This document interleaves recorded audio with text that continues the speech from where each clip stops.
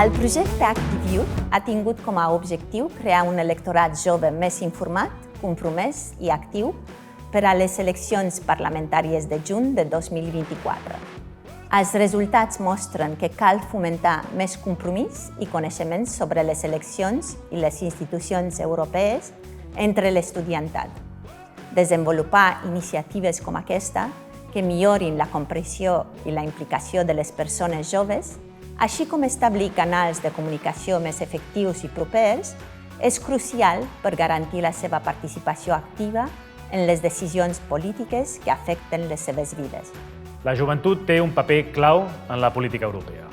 El Parlament Europeu treballa activament per escoltar les seves veus i oferir oportunitats perquè puguin influir en el present i en el futur de la Unió Europea.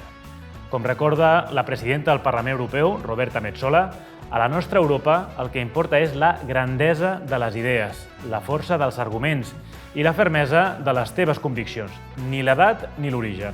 Per abordar aquestes qüestions, el Parlament Europeu compta amb iniciatives com l'Esdeveniment Europeu de la Joventut, les beques Schuman o la comunitat totsjunts.eu, que busquen donar oportunitats, eines per a la defensa de la democràcia i fomentar la participació i la representació dels joves en la política europea. La nostra participació en la política europea és crucial per garantir un futur que reflecteixi els nostres interessos. Moltes persones joves desconeixen el funcionament del Parlament Europeu i de les eleccions europees. Per tant, cal millorar l'accés a la informació sobre el Parlament Europeu amb programes educatius, tallers i esdeveniments interactius. També és important crear espais de diàleg perquè les persones joves puguin expressar les seues opinions i enfortir la seva veu en els processos polítics. Fomentar la participació juvenil és una responsabilitat compartida entre institucions governamentals, entitats educatives i societat civil. Només amb un esforç conjunt podem assegurar que les veus de les persones joves siguin escoltades i valorades. I a tu, què et motiva o desmotiva a participar en política?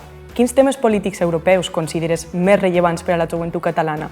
I com creus que es podria millorar la comunicació entre les institucions europees i la joventut?